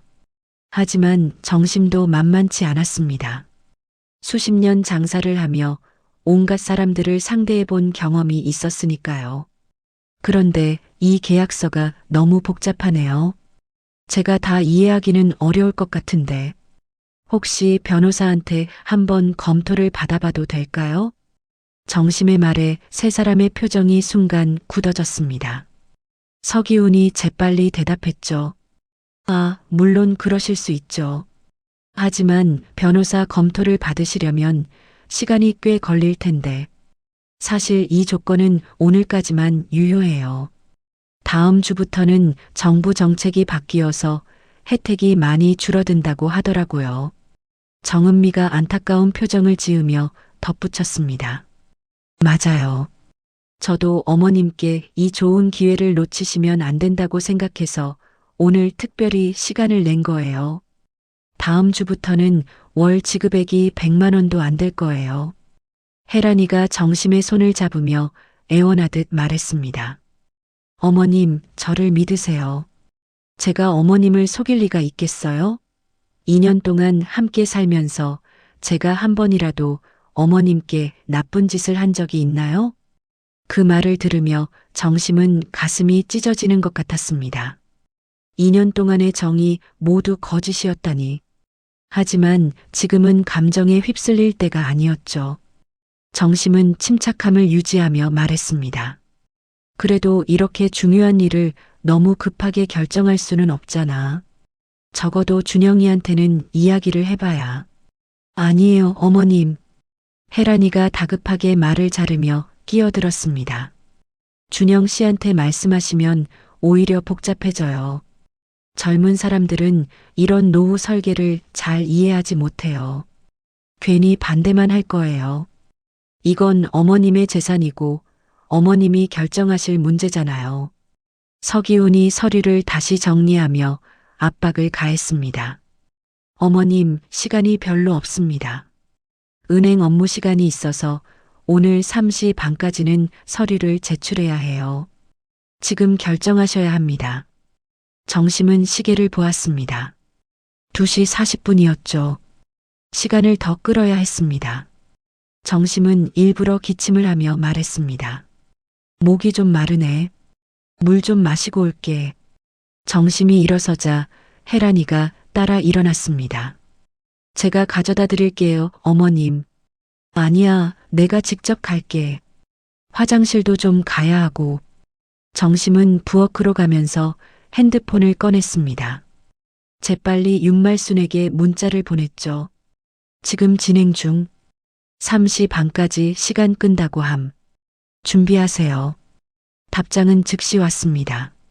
알겠습니다. 3시에 출발합니다. 정심은 물을 한 잔 마시고 심호흡을 했습니다. 이제 정말 중요한 순간이었죠. 다시 거실로 돌아가니 세 사람이 머리를 맞대고 뭔가 상의를 하고 있었습니다. 정심이 들어오자 재빨리 자리를 정돈했죠. 어머님, 제가 특별히 더 좋은 조건을 만들어 드릴게요. 정은미가 자애로운 미소를 지으며 말했습니다. 원래는 수수료가 있는데 어머님은 특별히 면제해 드릴게요. 그리고 첫 달은 보너스로 500만 원을 드리겠습니다. 어떠세요? 정심은 놀란 표정을 지어 보였습니다. 500만 원이나요? 그건 너무 많은데. 아니에요. 어머님 같은 분은 그 정도는 받으셔야죠. 평생 고생하신 것에 대한 작은 보상이라고 생각하세요. 서기훈이 계약서 맨 마지막 장을 펼쳤습니다. 서명란이 빨간 펜으로 표시되어 있었죠. 자, 어머님. 이제 여기에 서명만 하시면 됩니다. 도장은 가지고 계시죠? 정심은 일부러 당황한 표정을 지었습니다. 아, 도장을. 어디 뒀더라. 잠깐만요. 정심이 일어서려 하자 혜란이가 재빨리 말했습니다. 어머님, 제가 알아요. 안방 화장대 서랍에 있잖아요. 제가 가져올게요. 혜란이가 벌떡 일어나 안방으로 향했습니다. 정심은 그 뒷모습을 보며 섬뜩함을 느꼈죠. 며느리가 시어머니의 도장 위치를 정확히 알고 있다니. 얼마나 오랫동안 준비했는지 알 수 있었습니다. 하지만 정심은 이미 도장을 다른 곳에 숨겨두었습니다. 혜란이는 빈손으로 돌아왔죠. 어머님, 화장대에 없어요. 다른 데 두셨나 봐요. 아, 맞다. 내가 어제 다른 데 뒀지. 어디였더라. 정심이 일부러 여기저기를 뒤지는 척하며 시간을 끌었습니다. 서기훈과 정은미의 표정이 점점 조급해지기 시작했죠. 시계는 벌써 3시를 가리키고 있었습니다. 그때 현관 초인종이 울렸습니다. 네 사람 모두 놀란 표정으로 현관을 바라보았죠. 혜란이가 일어나 나가려 하자 정심이 말했습니다. 내가 나가볼게. 아마 옆집 할머니일 거야. 정심이 현관으로 나갔습니다. 문을 열자 양호봉 할아버지가 서 있었죠. 그 뒤로 동네 노인 몇 분이 더 보였습니다. 정심 씨, 우리가 놀러 왔어. 들어가도 되나? 양호봉이 큰 소리로 말했습니다. 일부러 안에 있는 사람들이 다 듣도록 한 것이었죠. 정심은 당황한 척하며 대답했습니다. 아, 지금은 좀. 손님이 와 계셔서. 손님?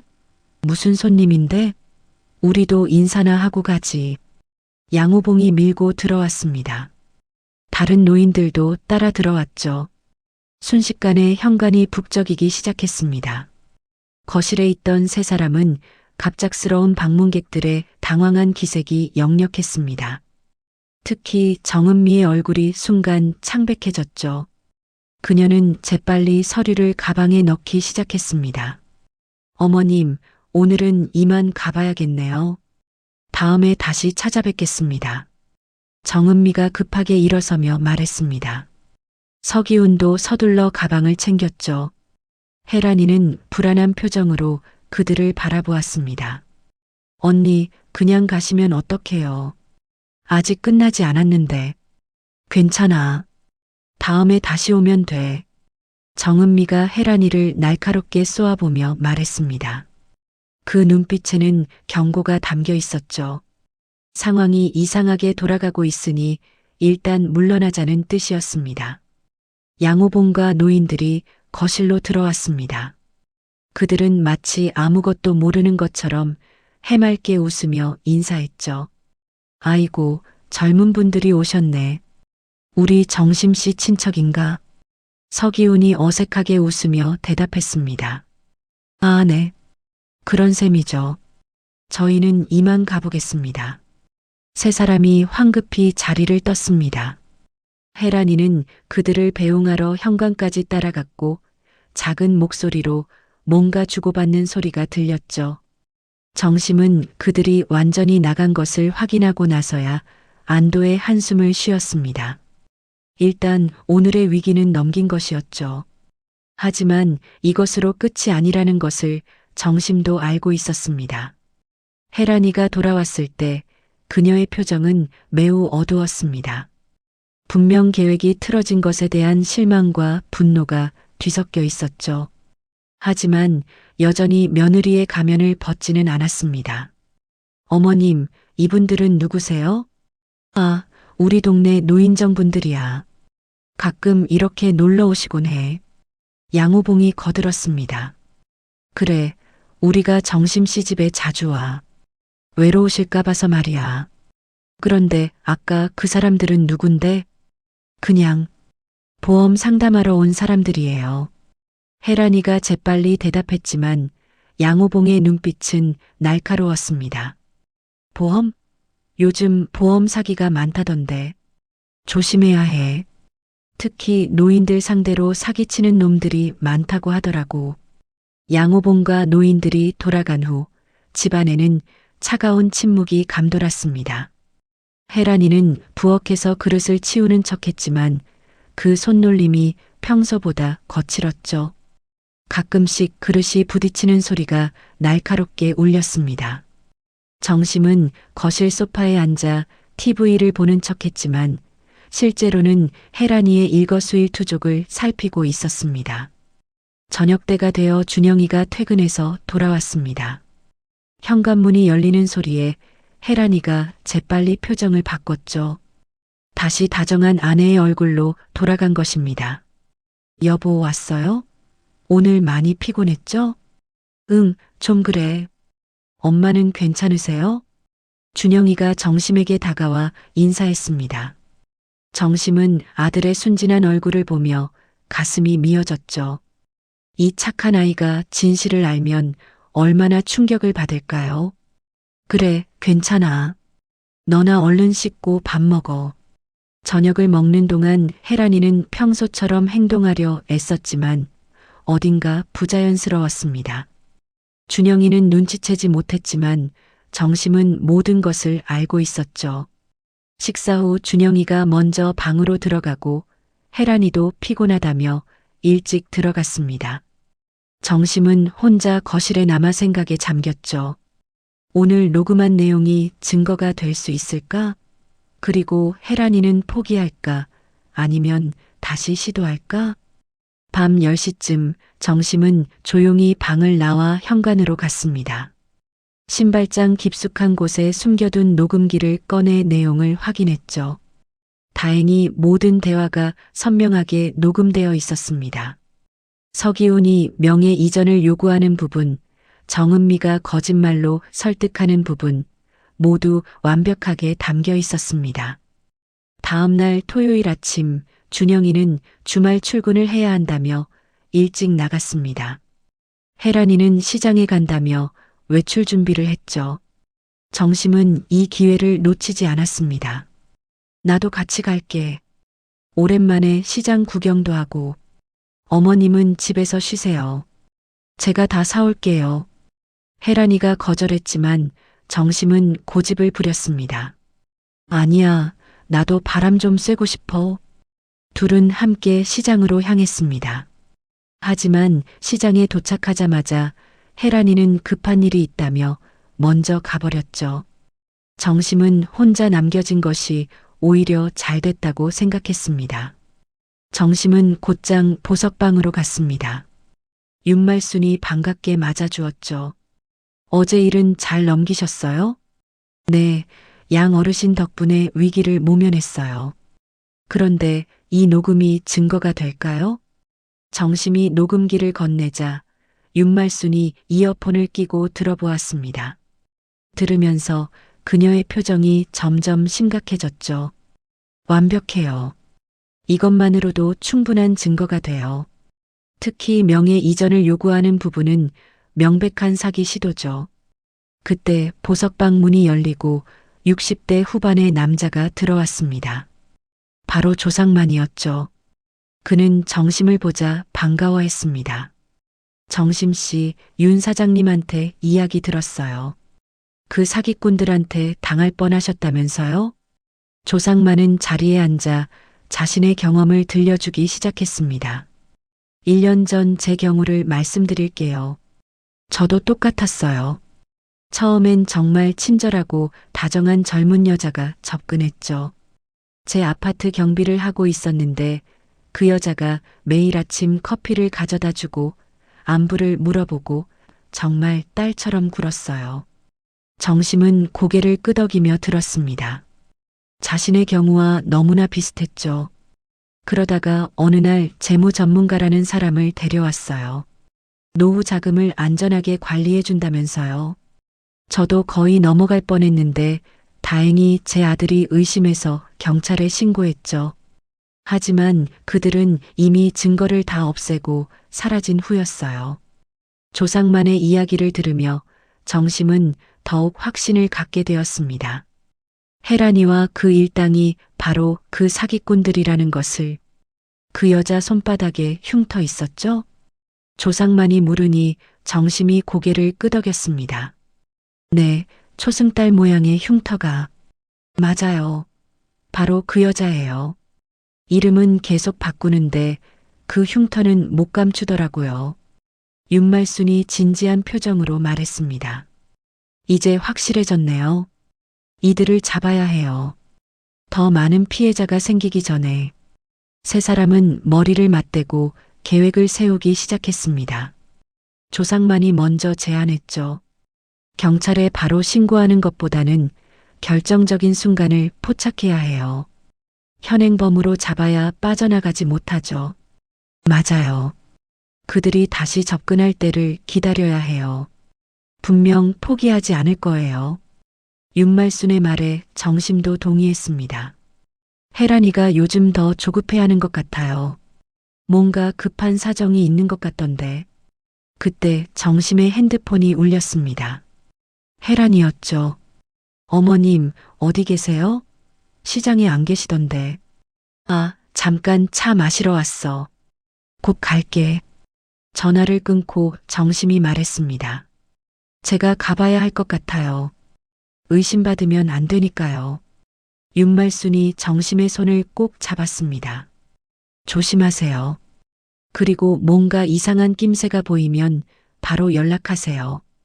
우리가 언제든 도와드릴게요. 정심이 보석방을 나와 시장으로 가니 혜란이가 입구에서 기다리고 있었습니다. 표정이 평소와 달랐죠. 의심과 경계가 가득한 눈빛이었습니다. 어머님, 누구 만나셨어요? 그냥 아는 할머니. 왜? 아니에요, 그냥. 요즘 이상한 사람들이 많아서요. 집으로 돌아가는 길에 혜란이는 계속 정심을 살폈습니다. 뭔가 눈치를 챈 것 같기도 했고 아닌 것 같기도 했죠. 정심도 최대한 자연스럽게 행동하려 노력했습니다. 집에 도착하자 혜란이가 갑자기 말했습니다. 어머님, 다음 주 월요일에 정은미 선생님이 다시 오신대요.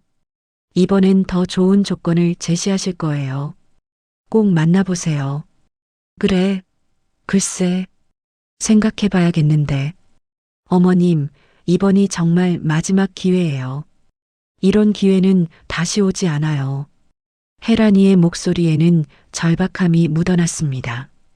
정심은 그런 혜란이를 보며 생각했죠. 왜 이렇게 급한 걸까? 무슨 사정이 있는 걸까? 그날 밤 정심은 잠자리에 누워 있다가 혜란이의 전화 소리를 들었습니다. 이번에는 목소리가 더 크고 격앙되어 있었죠. 언니, 어떡해요? 시어머니가 뭔가 눈치챈 것 같아요. 오늘 누군가를 만났는데. 잠시 침묵이 이어지더니 혜란이의 목소리가 다시 들렸습니다. 알겠어요. 월요일이 정말 마지막이네요. 무슨 수를 써서라도. 네, 알겠어요. 언니가 하라는 대로 할게요. 정심은 눈을 감고 있었지만 잠들지 못했습니다. 월요일 그들이 마지막 시도를 할 것이 분명했죠. 그리고 무슨 수를 써서라도라는 말이 불길했습니다. 더 강한 수단을 쓸 것 같았죠. 정심은 조용히 일어나 핸드폰을 들었습니다. 그리고 윤말순, 양호봉, 조상만에게 똑같은 문자를 보냈습니다. 월요일 오후에 결판이 날 것 같습니다. 도와주세요. 답장들이 하나둘씩 왔습니다. 모두 준비하겠다는 내용이었죠. 정심은 조금 안심이 되었습니다. 이제 정말 마지막 대결이 남은 것이었습니다. 일요일 준영이는 집에서 쉬었고 혜란이는 평소처럼 행동했습니다. 하지만 그 평온함 속에는 폭풍 전의 고요함이 숨어 있었죠. 정심은 아들과 시간을 보내며 마음을 다잡았습니다. 이 착한 아들을 위해서라도 반드시 이겨야 한다고. 저녁을 먹으며 준영이가 무심코 물었습니다. 엄마, 요즘 혜란이가 좀 이상한 것 같지 않아요? 뭔가 신경 쓰이는 일이 있나 봐요. 정심은 가슴이 철렁했지만 태연하게 대답했습니다. 글쎄, 나는 잘 모르겠는데. 아마 피곤해서 그런가 보지. 준영이는 고개를 끄덕이며 넘어갔지만 정심은 마음이 무거웠습니다. 내일이면 모든 진실이 밝혀질 것이고 준영이도 알게 될 것입니다. 그때 이 아이가 받을 충격을 생각하니 가슴이 미어졌죠. 월요일 아침이 밝았습니다. 정심은 새벽 5시에 눈을 떴죠. 창밖은 아직 어두웠지만 정심의 정신은 그 어느 때보다 또렷했습니다. 오늘이 바로 결전의 날. 모든 것이 결정되는 날이었습니다. 정심은 조용히 일어나 화장실로 갔습니다. 거울 속 자신의 얼굴을 바라보며 결의를 다졌죠. 67년 인생, 평생을 고생하며 살아온 자신의 삶을 지켜야 했습니다. 그리고 아들 준영이의 행복도 지켜야 했죠. 부엌으로 나가니 혜란이가 이미 아침 준비를 하고 있었습니다. 평소보다 1시간은 일찍 일어난 것이었죠. 그녀의 얼굴에는 긴장감이 가득했습니다. 어머님, 일어나셨어요? 오늘 특별히 아침을 푸짐하게 준비했어요. 식탁에는 정성스럽게 차려진 음식들이 가득했습니다. 미역국, 갈비찜, 각종 나물, 과일까지. 마치 잔치상 같았죠. 정심은 이것이 혜란이 나름대로 느끼는 죄책감의 표현일 거라 생각했습니다. 준영이가 일어나 식탁에 앉았습니다. 푸짐한 아침상을 보고 놀란 표정을 지었죠. 와, 오늘 무슨 날이에요? 이렇게 많이 준비하셨네. 그냥 어머님이 요즘 기운이 없으신 것 같아서 특별히 준비했어요. 혜란이가 애써 웃으며 대답했습니다. 준영이는 아무것도 모른 채 맛있게 먹었죠. 정심은 그런 아들을 보며 마음이 아팠습니다. 오늘 이후로 이 평화로운 아침 식사는 다시 없을지도 모르니까요. 준영이가 출근한 후 집안에는 정심과 혜란이만 남았습니다. 혜란이는 부산스럽게 집안을 정리하기 시작했죠. 거실을 깨끗이 청소하고 좋은 찻잔을 꺼내고 테이블을 정돈했습니다. 어머님, 오늘 정은미 선생님이 2시에 오신대요. 이번에는 정말 특별한 제안을 가져오신다고 하더라고요. 그래, 지난번하고 뭐가 다른데? 훨씬 더 좋은 조건이래요. 어머님께서 평생 편안하게 사실 수 있도록 모든 걸 보장해 준대요. 혜란이의 눈빛에는 간절함이 담겨 있었습니다. 정심은 속으로 생각했죠. 도대체 무엇 때문에 이렇게 절박한 걸까? 빚이라도 진 걸까? 아니면 다른 이유가 있는 걸까? 정심은 10시쯤 핑계를 대고 밖으로 나왔습니다. 동네 노인정으로 가니 양호봉과 몇몇 노인들이 모여 있었죠. 정심 씨, 준비는 다 됐어. 우리가 1시 반쯤 댁 근처에서 대기하고 있을게. 고맙습니다, 어르신. 정말 든든해요. 정심은 다시 보석방으로 갔습니다. 윤말순과 조상만이 기다리고 있었죠. 경찰에 연락은 해두었어요. 신호만 주면 바로 출동할 수 있도록 대기 중이래요. 윤말순이 새 녹음기를 건네주었습니다. 더 성능이 좋은 것이었죠. 이걸 가지고 계세요. 오늘 대화를 모두 녹음하세요. 특히 강압적인 부분이 있으면 확실하게 담아야 해요. 조상만이 심각한 표정으로 말했습니다. 그들이 오늘은 더 강하게 나올 거예요. 아마 협박도 할지 모르니 조심하세요. 무서우시면 바로 도움을 요청하세요. 정심은 고개를 끄덕이며 녹음기를 받았습니다. 그리고 집으로 돌아왔죠. 집에 들어서니 혜란이가 전화를 끊으며 돌아보았습니다. 어머님, 어디 갔다 오세요? 그냥 바람 좀 쐬러. 집에만 있으니 답답해서. 1시가 되자 혜란이가 다시 분주해졌습니다. 화장을 고치고 옷을 갈아입고 거울을 보며 표정 연습까지 했죠. 정심은 그런 혜란이를 보며 씁쓸했습니다. 연기를 하는 것도 나름 힘든 일이겠죠. 1시 30분 양호봉에게서 문자가 왔습니다. 우리 도착했어요. 필요하면 언제든 부르세요. 정심은 안심이 되었습니다. 그리고 녹음기에 전원을 켰죠. 주머니 깊숙이 넣고 손수건으로 덮었습니다. 2시 정각 초인종이 울렸습니다. 혜란이가 거의 뛰다시피 현관으로 나갔고 잠시 후 세 사람을 데리고 들어왔습니다. 정은미, 서기훈, 그리고 이번에는 한 명이 더 있었죠. 새로 온 사람은 50대 후반의 남자였습니다. 검은 정장에 선글라스까지 끼고 있어 위압적인 느낌을 주었죠. 정은미가 소개했습니다. 어머님, 이분은 저희 회사 이사님이세요. 오늘 특별히 어머님을 위해 오셨어요. 남자가 선글라스를 벗으며 정심을 노려보았습니다. 그 눈빛에는 차가운 위협이 담겨 있었죠. 안녕하십니까? 저는 강 이사라고 합니다. 오늘은 정말 중요한 날입니다. 어머님께서 현명한 선택을 하시길 바랍니다. 그의 목소리는 낮고 위협적이었습니다. 정심은 순간 몸이 움츠러들었지만 이내 정신을 차렸죠. 겁먹으면 안 됩니다. 이들의 계략에 넘어가면 안 되니까요. 모두 거실에 앉았습니다. 이번에는 분위기가 완전히 달랐죠. 지난번처럼 친절하고 부드러운 분위기가 아니라 차갑고 압박적인 분위기였습니다. 서기훈이 서류 가방에서 더 두꺼운 서류 뭉치를 꺼냈습니다.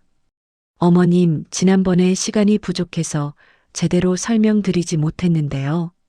사실 이 계약은 어머님께만 특별히 드리는 혜택입니다. 다른 분들은 이런 조건을 받을 수 없어요. 정은미가 거들었습니다. 맞아요. 어머님이 혜란이의 시어머니시라서 특별히 배려해드리는 거예요. 원래는 최소 자산이 10억은 되어야 가능한 상품인데 강 이사가 낮은 목소리로 압박했습니다. 어머님, 솔직히 말씀드리죠. 지금 이 나이에 혼자서 재산을 관리하실 수 있다고 생각하세요? 언제 치매가 올지, 언제 쓰러질지 모르는데요. 그때 가서 후회해도 늦습니다. 그의 말투는 거의 협박에 가까웠습니다. 혜란이가 옆에서 거들었죠. 어머님, 강 이사님 말씀이 맞아요. 제가 옆에서 봐도 어머님이 요즘 깜빡깜빡 하시는 게 많아지셨어요. 지금이라도 전문가에게 맡기는 게. 정심은 분노가 치밀어 올랐지만 참았습니다. 그리고 일부러 당황한 표정을 지으며 물었죠. 그런데 이렇게 갑자기 결정하기는 좀. 강 이사가 테이블을 탁 치며 목소리를 높였습니다. 갑자기가 아닙니다. 이미 지난주에도 충분히 설명드렸잖습니까? 어머님이 계속 이렇게 미루시면 저희도 다른 방법을 쓸 수밖에 없습니다. 다른 방법이요? 정심이 물으니 강 이사가 음흉한 미소를 지었습니다. 어머님, 아드님 공무원이시죠? 구청 세무과에서 일하신다고 들었는데 공무원이 이런 일에 연루되면 어떻게 될까요? 아내가 사기꾼이라는 소문이 나면? 정심은 깜짝 놀랐습니다. 이들이 준영이를 위협하고 있었던 것이죠. 혜란이가 재빨리 끼어들었습니다. 어머님, 저희가 원하는 건 그저 어머님의 편안한 노후예요. 서로 좋은 방향으로 해결하면 되잖아요. 준영 씨한테 피해가 가는 건 어머님도 원하지 않으시죠? 정심은 이제 확실히 알았습니다. 이들은 단순한 사기꾼이 아니라 조직적인 범죄 집단이었던 것이죠. 아들을 인질로 잡고 협박까지 하다니. 서기훈이 계약서를 정심 앞에 밀었습니다. 어머님, 이제 결정하셔야 합니다. 여기 서명하시고 도장 찍으시면 모든 게 원만하게 해결됩니다. 어머님도 편하고 아드님도 안전하고 모두가 행복해지는 거죠. 정은미가 펜을 정심의 손에 쥐어주었습니다. 어머님, 이게 최선의 선택이에요. 더 이상 고민하지 마세요. 네 사람이 정심을 에워싸고 압박했습니다. 그 순간 정심은 핸드폰을 꺼내 들었죠. 잠깐만요. 제가 준영이한테 전화 한 통만. 강 이사가 정심의 핸드폰을 빼앗았습니다. 전화는 안 됩니다. 지금 여기서 결정하세요. 상황이 점점 위험해지고 있었습니다. 정심은 도움을 요청해야 할 때라고 판단했죠. 하지만 어떻게 신호를 보낼까요? 그때 정심이 갑자기 가슴을 움켜쥐며 신음했습니다. 가슴이. 정심이 쓰러지는 신용을 하자 네 사람이 모두 놀랐습니다. 혜란이가 다급하게 다가왔죠. 어머님, 어머님 괜찮으세요? 정심은 떨리는 목소리로 말했습니다. 약 좀. 안방에. 혜란이가 급하게 안방으로 뛰어갔고 그 순간 정심은 재빨리 창문을 열고 소리쳤습니다. 도와주세요. 여기 좀 도와주세요. 정심이 도움을 요청하는 소리가 울려 퍼지자 순식간에 상황이 뒤바뀌었습니다. 현관문이 벌컥 열리며 양호봉을 필두로 놓인 여러 명이 우르르 들어왔죠. 그리고 그 뒤를 이어 제복을 입은 경찰관들이 들이닥쳤습니다. 경찰입니다. 모두 움직이지 마세요. 강 이사가 당황해서 일어서려 했지만 경찰관이 재빨리 제지했습니다. 정은미와 서기훈도 얼굴이 창백해졌죠. 혜란은 그 자리에 주저앉아 버렸습니다. 그토록 완벽했던 그들의 계획이 한순간에 무너진 것입니다. 경찰관이 정심에게 다가와 물었습니다. 박정심 씨 맞으십니까? 신고 접수받고 왔습니다. 괜찮으세요? 네, 괜찮습니다. 이 사람들이 저를 협박하고 재산을 빼앗으려 했어요. 여기 녹음도 다 되어 있습니다. 정심이 주머니에서 녹음기를 꺼내자 강 이사의 얼굴이 더욱 창백해졌습니다. 그는 도망치려 했지만 이미 출구는 경찰이 막고 있었죠. 윤말순과 조상만도 들어왔습니다. 윤말순이 경찰관에게 설명했죠. 이 사람들은 3년 전부터 수배 중인 사기 조직입니다. 노인들을 상대로 조직적인 사기를 쳐왔어요. 제가 증거 자료를 다 가지고 있습니다. 조상만도 거들었습니다. 저도 피해자입니다. 이 여자 지수경이라고 하죠? 손바닥에 흉터가 있는. 1년 전에 저한테도 똑같은 수법으로 접근했었어요. 혜란, 아니 지수경이 고개를 숙인 채 울기 시작했습니다. 하지만 그것마저도 연기인지 진심인지 알 수 없었죠. 정은미는 차가운 표정으로 입을 다물고 있었고 서기호는 변명을 늘어놓기 시작했습니다. 저는 그저 고용된 사람일 뿐입니다. 진짜 주범은 저 여자들이에요. 강 이사가 서기훈을 노려보며 입을 다물라는 신호를 보냈지만 이미 늦었습니다. 서기훈은 살려고 모든 것을 불기 시작했죠. 정은미가 총책입니다. 그녀가 모든 걸 기획하고 지시했어요. 저는 그저 서류 작성이나 하는 역할이었을 뿐이라고요. 경찰관들이 4사람 모두에게 수갑을 채웠습니다. 그 순간 현관문이 다시 열리며 준영이가 헐레벌떡 들어왔죠. 엄마, 무슨 일이에요? 회사에 경찰서에서 연락이 와서. 준영이는 거실의 광경을 보고 할 말을 잃었습니다. 아내가 수갑을 차고 있었고 낯선 사람들도 모두 경찰에게 체포되어 있었죠. 정심이 아들에게 다가갔습니다. 준영아, 미안하다. 내게 이런 식으로 알려주게 되어서. 엄마, 이게 다 무슨 일이에요? 혜란이가 왜? 혜란이가 울면서 준영이를 바라보았습니다. 그 눈에는 처음으로 진짜 감정이 담긴 것 같았죠. 준영 씨, 미안해요. 정말 미안해요. 처음엔 그저 일이었는데 당신은 정말 좋은 사람이었어요. 준영이는 믿을 수 없다는 표정으로 고개를 저었습니다. 그 충격과 배신감이 얼마나 컸을까요? 정심은 아들의 어깨를 꼭 잡았습니다. 경찰관이 정은미에게 물었습니다. 당신이 정은미 맞습니까? 본명 김정숙, 3년 전부터 수배 중인. 정은미가 마침내 입을 열었습니다. 변호사를 요구합니다. 그녀는 끝까지 당당했습니다. 하지만 그 당당함도 이제는 소용없었죠. 모든 증거가 확보되었고 현행범으로 체포되었으니까요. 경찰이 4사람을 연행하기 시작했습니다. 혜란이 마지막으로 정심을 돌아보며 말했죠. 어머님, 어머님한테는 정말 미안했어요. 가끔은 정말 어머님이 진짜 시어머니 같았어요. 정심은 복잡한 심정으로 그녀를 바라보았습니다. 2년이라는 시간이 모두 거짓이었을까요? 아니면 그 속에도 한 조각의 진심은 있었을까요? 사기꾼들이 모두 연행되고 난 후 집안에는 정심과 준영, 그리고 도와준 사람들만 남았습니다. 준영이는 소파에 주저앉아 머리를 감싸쥐었죠. 어떻게 이런 일이. 2년 동안 함께 살았는데.